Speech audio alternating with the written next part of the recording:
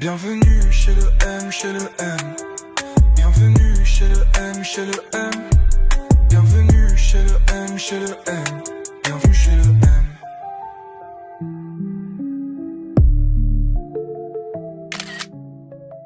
Bonjour à tous, bienvenue chez le M. Je suis très heureux de vous retrouver pour ce nouvel épisode. Je remercie notre sponsor Cansoft, créateur de solutions numériques pour tous vos projets digitaux. Donc aujourd'hui, l'invité que j'ai l'honneur de recevoir, c'est un sportif. On ne peut pas parler de montargie et de sport sans parler de l'invité qu'on va recevoir. Il a été 14 fois champion de France de saut en longueur. Aujourd'hui, j'ai l'honneur d'accueillir Salim Sdiri. Salim, bienvenue. Merci. Merci d'être présent. Merci d'avoir répondu à l'invitation. Pour ceux qui ne te connaissent pas, bon, je pense que la plupart te connaissent sur Montargis, mais est-ce que tu pourrais un petit peu succinctement te présenter? C'est chiant les présentations, c'est dur ça. Non, tu Je vas y vais pas arriver. faire les présentations. Salim Sdiri. Ben voilà, tu vois, j'ai grandi à Montargis. École Albert Thierry, collège Chinchon, lycée en forêt. Et bah, tu vois, ce stade-là ici, j'ai mis les pieds la première fois de ma vie sur ce stade, c'était des petites compétitions scolaires. Mhm. Et après au lycée en forêt, donc mes cours de PS. Et c'est là que j'ai commencé l'athlé. Donc on m'avait demandé d'essayer à l'époque. D'accord. Un sport en plus l'athlé qui m'attirait pas plus que ça. Bah, Voilà. voilà, tu m'as un petit peu devancé parce que j'allais te C'est- demander pourquoi l'athlé, pourquoi pas le foot, pourquoi pas le basket. En fait, alors moi j'ai joué au foot à l'époque avec Joël, c'était Joël Dubois l'entraîneur. D'accord. J'ai joué au hand, c'était Joël Recoul. J'ai fait du basket en club. À Montargis, j'ai fait de l'aviron. J'ai fait plein de sports. À Montargis, j'étais licencié, j'ai fait de la boxe. C'est vrai que l'athlé, j'aimais pas en fait. J'aimais pas. J'étais pas attiré plus que ça. Et je jouais au basket au lycée et ma prof, Marianne Dépé, d'option de sport, on faisait basket. Elle m'avait demandé de venir tester et de faire le triple saut pour le lycée. D'accord. Et en fait, j'ai fait le triple à une compète UNSS et je me suis qualifié au championnat de France direct UNSS. D'accord. Bon, j'avais pas trop envie d'y aller au début, on m'a dit si, tu vas voir, c'est bien. Bon, j'étais qualifié, voilà. Mhm. J'y suis allé, c'était Gérard Nigon, un professeur, un entraîneur d'athlé de Gien, qui est décédé aujourd'hui, qui nous a emmenés. Alors on était quelques-uns de Gien et 2 ou 3 de Montargis. Mhm. Il nous a emmenés au championnat de France, à l'époque c'était à Toulouse. Et en fait, quand je suis arrivé, j'ai vu un grand stade, une organisation de dingue. J'ai vu les gars, ils se prenaient au Ça sérieux. t'a donné envie. Ouais, j'ai regardé, j'ai dit, ah mais là c'est un C'est vrai sérieux. truc de dingue, c'est du sérieux. J'ai dit, ah ouais, je voyais les gars, ils sautaient, criaient et tout. Je dis, moi, aïe, aïe, aïe. Là du coup, moi qui avais gagné ici, j'arrive là-bas, j'étais tout petit. et c'est là, en fait, j'ai kiffé l'ambiance. Ouais. Et quand je suis rentré, l'entraîneur Vincent Lazzarotto à l'époque du club de Montargis avait vu les résultats sur le journal Ouais. local et voilà, il m'avait fait demander par un autre athlète, Steve Pastel, et il m'avait demandé de venir tester. Je suis venu et j'ai commencé comme ça. Voilà. D'accord, ok. Et comment tu arrives à atteindre un certain niveau? Parce que tu as quand même été 14 fois champion de France, venant d'une petite ville quand même, parce qu'on est de Montargis. Comment tu arrives à atteindre ce niveau? Je me suis dopé à mort. Je me suis chargé là. Je me suis chargé à l'entraînement. Non, en fait, je pense pas que. Bon, tu as des gens qui te disent ouais, t'es doué, tu as des prédispositions, etc. Tu peux avoir un facteur génétique. Quand j'ai commencé, il n'y avait pas. Il y avait rien de prometteur en moi. Sincèrement, il n'y avait rien de prometteur. Il y avait un stage, une petite anecdote. J'avais été sélectionné à un stage interrégional, première fois à l'INSEP. Et c'est là, donc Danielle Demier, la femme qui m'a entraîné après toute ma carrière, première fois que je la voyais, donc elle nous a fait passer sur des foulées bondissantes et puis elle nous a pris en vidéo. Et en fait, elle faisait de la formation d'entraîneur et un jour, lors d'une formation, elle a coupé les têtes de tous les athlètes qui passaient. D'accord. Et en fait, elle a demandé les avis aux entraîneurs. Et donc les gars disaient, ah bah lui pas mal, lui il doit valoir ça, lui ça c'est... Et en fait, arrivé à moi, ils ont dit, ah non, lui, laisse tomber, il vaut rien. Lui, Ouais. s'il fait 7 mètres, limite, c'est bien. Et après, elle a dit, bah, lui, c'est Salim, c'est le recordman de France. Ouais, parce que tu as été 2 fois Voilà. recordman de France en Voilà. plus. Ouais, donc en fait, c'est... Non, il y a eu beaucoup de travail. Moi, je suis quelqu'un, voilà, j'aime bien prendre la tête. Et comme j'avais décidé de tester, moi, si je teste, il faut aller au bout. Ouais. Faut aller au bout. Tu es déterminé. Donc je m'étais dit, je vais tout donner pour savoir en fait jusqu'où je peux aller. Je pensais pas, honnêtement, je pensais pas aller aussi loin. Mon rêve, moi, c'était de passer 7,50 m en longueur. D'accord. Et quand je voyais les gars sauter, moi, au championnat de France ou à la télévision, Et je disais que c'était des extraterrestres. Ouais. Et voilà, et le jour où j'ai pété le record de France, c'est là que j'ai réalisé, parce qu'il y en a qui disent « Ah, record de France !» Mais en fait, même si je l'ai aujourd'hui, moi je ne le banalise pas. Vous savez ce que c'est, record de France? Ah bah non, c'est pareil. Ça veut dire que depuis que la France existe, personne n'a jamais sauté plus loin que moi. Exactement, c'est incroyable. Vous savez ce que ça veut dire? C'est ça que ça veut dire. Et comment on devient pro, l'hygiène de vie, les entraînements, comment tu arrives à te professionnaliser comme on dit, c'est le métier qui rentre. Donc tu apprends. Bon, après mon bac, je suis allé en STAPS à Orléans, fac de sport. Mais tu te renseignes, tu te documentes. Et après, quand tu connais la machine, tu sais comment la machine elle fonctionne. Voilà, tu lui apportes du carburant comme une voiture de sport. Tu évites les mauvaises choses, etc. etc. Donc, et tu mets toutes les chances de ton côté. Quand tu sais que à ce niveau-là, ce n'est pas le facteur chance. C'est le travail. Tu as plusieurs paramètres. Voilà. Et là, pour réussir, tu te dis non, c'est une addition de plusieurs paramètres. Donc c'est ça, plus ça, plus ça, plus ça qui font que à la fin, je ferai un bon résultat. Et du coup, j'ai fait, je pense avoir fait tout ce qu'il fallait. J'aurais pu faire plus, mais j'ai fait avec ce que j'avais à l'époque et ce qu'il était possible pour moi de faire. Que tu avais. Voilà. Et le résultat, voilà, ça a payé. C'est vrai que c'est un truc de ouf parce que je me dis, 2006 quand même, mon record de France en salle, il a 20 ans cette année. Il a 20 ans, il n'a toujours pas été battu. Il a 20 ans. Ouais. Et l'autre record de France en plein air, il est 2009. 2009. Pour moi, c'est un truc de dingue.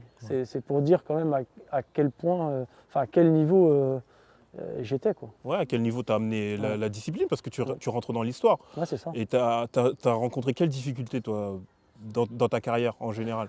Les difficultés ont été surtout l'accompagnement. J'ai eu un club à Montargis à l'époque, c'était Roland Joly, l'entraîneur, qui m'a beaucoup aidé dans mes débuts, qui m'a beaucoup lancé, qui a beaucoup misé sur moi et m'a aidé parce que financièrement, quand tu commences, tu es à la fac, tu ne travailles pas, mais quand tu veux partir en stage, tout de suite c'est le voyage, l'hébergement, le matériel, une paire de pointes à l'époque, ça coûtait une blinde. Donc tu vois, avec l'intensité de l'entraînement, les paires de chaussures avant d'être sponsorisé, c'est une paire tous les 2 mois facile, tu vois. Ouais. Ce sont des paires techniques, sachant qu'il te faut plusieurs paires, 2, 3, 4, parce que c'est des types de séances, donc des paires différentes. Tout ça, c'est un budget, tout ça. Et donc non, le côté financier, accompagnement, infrastructure, voilà, la ville a fait ce qu'elle pouvait. J'ai eu la chance d'avoir été reçu chez Lagardère pendant quelques années. L'année notamment où je bats mon record de France en 2009, c'est après mon accident.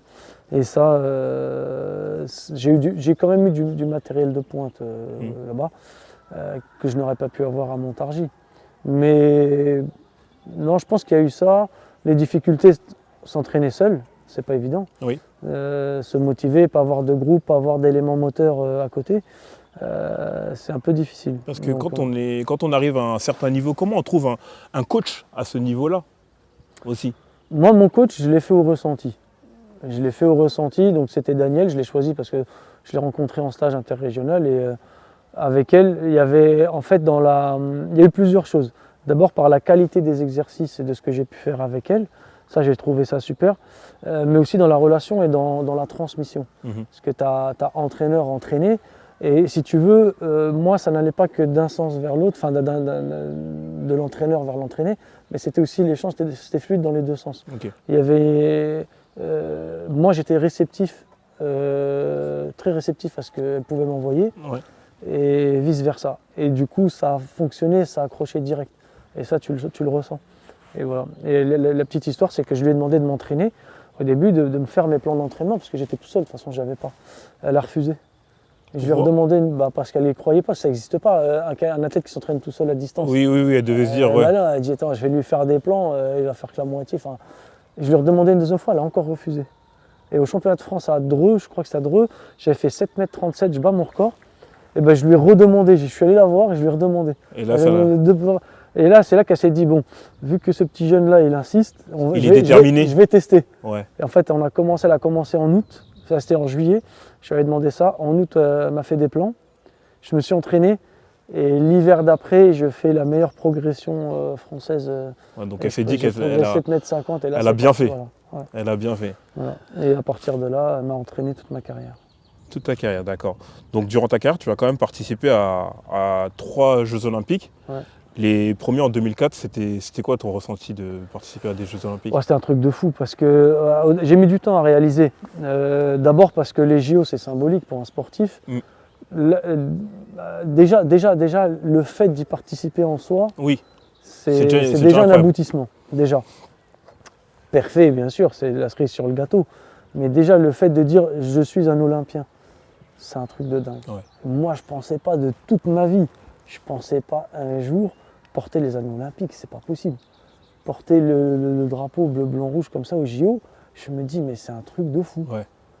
Et j'y étais. Et en plus, voilà, rééditer le truc 3 fois, 3 fois, c'est ça? c'est exceptionnel. 3 surtout fois. dans ma discipline. Exactement. Et non, voilà, je l'ai fait. Et en plus, c'était Athènes, le berceau des Jeux Olympiques. Bah, c'est ça en Grèce. plus. Ça Et devait, là, je me ça dis- devait être vraiment incroyable. Hein. Bah, je me dis peut-être que de mon vivant, je revivrai jamais, je reverrai jamais des Jeux en Grèce à Athènes. Exactement. Et là, non seulement je l'ai vu, j'ai participé. Et c'était tes premiers Et JO. voilà, et mes premiers, Donc un souvenir incroyable. inoubliables. Après ces JO, en 2007, tu vas avoir un grave accident.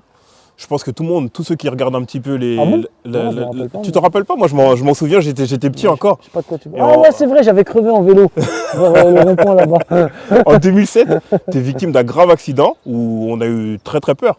Où il y a un athlète qui a jeté un javelot qui t'a transpercé le dos. Donc c'était vraiment terrible. Comment tu as vécu cet accident?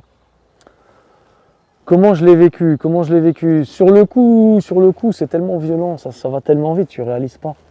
Et après, à contre-coup, tu sais, quand tu t'entraînes tous les jours, 2 fois par jour, Mm. tu vis que pour ça, tu manges pour ça, tu dors pour ça, d'un seul coup, tu te retrouves, bam, arrêté complet. Est-ce qu'à un moment tu t'es dit ma carrière elle est finie? Par Ah exemple ouais, là, bah oui. tu Ah t'es bah dit oui, là au c'est ici. début. Au début, tu te dis, tu perds tellement que moi, tu croyais que moi, je pouvais pas revenir, tu vois, pour faire de la figuration à un niveau, quand tu as côtoyé le haut niveau comme ça, le plus haut niveau mondial. Voilà, c'est pour ça que ça a mis du temps, le temps que l'idée mûrisse. Mais bon, déjà physiquement, que je me rétablisse. Ouais. Mais après, il fallait se rétablir dans la tête, mais il fallait surtout être assez fort pour reprendre l'entraînement. Mhm. Et en fait, tu sais, tu as un gros travail en dehors du physique sur la piste. Le plus gros travail, il a été dans la tête. Parce que accepter déjà de repartir d'assez loin et surtout de savoir ce qui t'attend pour reprendre, atteindre de nouveau le haut niveau. Mhm. Et après, moi, je suis quelqu'un, si j'y vais, j'y vais. Oui. Quand j'ai décidé de reprendre, je savais ce que Et j'allais faire. qu'est-ce qui t'a motivé à te dire ouais, faut que je retourne? Qu'est-ce qui J'étais t'a comme- dit? J'étais comme un lion en cage. Ok. J'étais là, je peux pas, à ma place. En fait, c'était pas l'heure pour moi de. Ça devait pas Je le s'arrêter comme sentais, ça. Ça devait pas s'arrêter comme ça, c'était pas l'heure. J'avais encore ma place Ouais. et j'avais encore des choses à faire. J'avais encore des missions en compétition. Et du coup, j'ai repris l'entraînement en janvier 2008. Et il y avait les JO 2008 à Pékin. J'avais Oui. 6 mois pour reprendre. Ouais. Je me suis, même à La Réunion, d'ailleurs j'étais en stage en 2008 à La Réunion en avril, je me suis tellement donné à l'entraînement, des fois même 3 séances par jour, Ouais. que je m'étais déchiré par surentraînement le tendon Ah ouais. rotulien, la moitié du tendon rotulien. J'étais rentré d'ailleurs un peu en catastrophe de La Réunion pour faire des MTP, des injections MTP sur le tendon et cicatriser. J'ai été coupé un moment, mais j'ai réussi à me qualifier au JO quand même. D'accord, oui, parce que tu t'es qualifié pour Pékin Aux 2008 Pékin, ouais. et Londres 2012 aussi. C'est ça. Londres 2012 Ouais. aussi, donc c'était Ah, quand ça, même... ça a été un truc de fou. Mais c'est vrai que je me dis, ça aurait pu être catastrophique pour moi. Fin de carrière sur ça, c'était pas possible. Je me suis dit, non, c'est pas ça qui va m'arrêter, je suis plus fort que ça. Ouais. Et t'as eu la détermination et t'es revenu. Ouais, ouais. T'es revenu. Et surtout, je bats le record de France 2 ans après. Ouais. Donc ça veut dire que je gagne un record de France. Et Il y a l'accident et après... Et deux JO encore après. Plus après, des championnats du monde, des Coupes d'Europe, etc. etc. Ouais, c'est pas rien. Mm. Tu as fait la plupart de ta carrière sur Montargis. Tu es Ouais. resté sur Montargis. Pourquoi c'était important pour toi de rester ici? Ouais, parce que tu as des combinaisons des fois qui sont pas mathématiques. Tu as des gens qui te disent tiens, je vais monter à l'INSEP. L'INSEP parce que c'est l'Institut national du sport et de l'éducation physique. Non, enfin, non, c'est pas mathématique. Parce que qui te dit que l'environnement va être bon pour moi? Tu as l'environnement familial, tu as ta vie. En fait, l'objectif quand tu t'entraînes, quand tu machin, déjà se sentir bien, en sécurité, avoir ses proches, etc. etc. Donc déjà, tu as un environnement qui va t'aider, qui va te motiver. Et si tu te retrouves dans un environnement qui ne te convient pas, l'entraîneur qui ne te convient pas, Et que tu es loin de tes proches déjà, bah, tu vas te bousiller. Tu vas te bousiller parce que tu vas te faire du mal, parce que ça ne va pas forcément marcher. Et toi, dans ta tête, tu vas insister et ça va être de la torture. C'est ce qui s'est passé pour beaucoup de personnes. Hein. Tu as des gens, des Antillais par exemple, des gens des dom-toms, enfin des athlètes qui sont venus, qui ont tout quitté, tout plaqué. Tu en as qui ont réussi. Mais tu en as beaucoup aussi qui ont échoué. Oui, parce qu'ils ne sont plus du tout dans leur élément. Et puis... Moi, si j'avais su, si j'avais senti qu'ici, voilà, il m'avait manqué ça, ou que j'avais besoin d'intégrer un groupe où je me serais bien senti, je serais parti. Mais c'était pas le cas. Ouais, tu étais bien ici. Bah, en parlant de Montargis, ici, là actuellement, on est à l'espace Salim Ziri, qui a été inauguré en juillet 2024. D'ailleurs, t'as pas payé, ouais, ta redevance. Ah, j'ai pas payé. Qu'est-ce que ça t'a fait d'avoir un stade à ton nom? Ça m'a... Bah, on me l'a dit, honnêtement, je m'y attendais pas du tout. Je m'y attendais vraiment pas. J'ai pas vu la chose venir. Et ça, je remercie Jean-Claude Poisson et tous les gens qui ont participé à ça. L'espace Salim Ziri, donc le club que vous voyez derrière avec le bâtiment, bah, ça m'a touché en fait. Ça m'a touché, je me dis... alors, je ne vais pas dire oui, c'est normal, c'est indu, la ville n'était pas obligée, mais c'est une très belle reconnaissance. Et je sais que je le mets au même titre que le record de France. Oui. C'est sur les tablettes. Oui, c'est vrai, voilà. C'est vrai. Parce que c'est pas rien. Aujourd'hui, tu es dans l'histoire. Tu es dans l'histoire de Montargis et c'est bien que ça soit formalisé. Et moi, je suis super heureux, super content. Je ne demande pas ce que ce soit une grande ville, un grand stade, un machin. Voilà. J'étais attaché à Montargis, j'ai toujours été attaché à Montargis. Et je suis fier que ce soit Montargis que ce soit fait. Ouais, c'est bien. Et tu as quel rapport avec Montargis? Tu reviens souvent? Tu reviens assez souvent sur Montargis? Ouais, je reviens. Là, encore hier, je me baladais, je prenais des photos, les petits ponts, les rivières où j'allais pêcher. Non, bah, c'est Montargis. La petite Venise du Gâtinais, elle a son petit charme. Exactement. Moi, je connais par cœur. J'ai grandi ici, voilà, tout petit. Tous les cours d'eau, je les connais. On jouait au foot, les copains, on connaît tous les quartiers. On allait à la chaussée, on allait à la piscine des Closiers. Quand tu as vécu et que tu as un tas de souvenirs, tu ne peux pas effacer comme ça du jour au lendemain. Donc, tu as toujours un attachement, forcément. Tu as pris ta retraite maintenant. C'est quoi la vie après le sport de haut niveau? Alors, pour moi, j'ai fait du haut niveau très tard. Donc, à la fin, c'était difficile, j'avais envie d'arrêter. Contrairement à beaucoup, ils ont du mal à décrocher. Oui. Moi, c'était l'inverse. J'avais vraiment envie d'arrêter. À un moment, tu sais que tu as donné, tu sais que voilà, tu as accompli ce qu'il y avait à faire. Donc, voilà. Non, bah après, écoute, moi, j'ai toujours gardé les pieds sur terre. Donc, j'ai jamais pissé plus haut que quelqu'un d'autre, façon de parler. Mais j'ai repris une vie, donc boulot. Ouais, moi, je reste comme tout le monde. D'accord, tu es resté dans le milieu du sport ou pas du tout? Alors, un petit peu au début. D'accord. Et après, non, j'ai bifurqué. Là, j'étais cadre, j'étais responsable en clinique privée. D'accord. Pendant 4 ans. Et là, je change de domaine parce que j'ai envie de vivre de choses que j'aime. Parce que le temps passe trop vite. Et, voilà. Ok. Aujourd'hui, c'est quoi le conseil que tu pourrais donner à des sportifs? Parce que même ici, on est dans une ville où on a eu plusieurs sportifs qui sont d'ailleurs certains encore en activité. Quel conseil tu pourrais leur donner pour l'après? Est-ce que tu as des conseils de reconversion, de gestion financière ou autre à faire après sa carrière sportive? Déjà, toujours avoir un bagage à côté. Et ne pas repousser et attendre, dire ouais, pour l'instant je suis là, je suis dans le sport. Oui, on verra après. Ça c'est on verra après, celui-là, je l'ai tellement entendu. Je Tu n'es pas à l'abri. Demain, tu te pètes, ta carrière, elle peut être terminée comme ça, du jour au lendemain. Mais surtout que ça passe très vite, une Et carrière de passe, sportif. mais ça passe très très vite. Donc moi je dis toujours aux gens, enfin même à des jeunes hein, que je croise, toujours une sécurité, un bagage à côté, un diplôme, un boulot, quelque chose que tu aimes faire, une formation. Mais au moins tu sais que demain, tu peux faire ça. D'accord ? Donc n'attendez pas, ne restez pas. Et voilà, tu as des gens, forcément, ils commencent à gagner un peu d'argent. Au début, Oui. ça change le quotidien, ça Exactement. flambe, ça dépense tout, etc. C'est le piège. Moi, j'en connais un tas, hein, malheureusement, j'en connais beaucoup qui aujourd'hui se retrouvent à gagner 1 500 € par mois en tant qu'éducateur dans un club et qui ont du mal à arrondir les fins de mois parce que, et là je vous parle de gens de médaillés niveau mondial. Même olympique, Qu'ils ont gagné énormément qui d'argent. ont gagné de l'argent, qui ont eu des sponsors, qui ont eu des contrats, mais qui n'ont plus rien aujourd'hui. Et le secret, c'est quoi? C'est bien C'est s'entourer triste. par rapport à ses finances. Ne pas flamber, ne pas voilà, flamber. faire attention et ouais, prendre de bons conseils. C'est super important parce que ça va très très très vite. La chute, elle peut être brutale. Oui. C'est important l'entourage quand on est sportif. Ouais. C'est quelque chose de... Très très très important.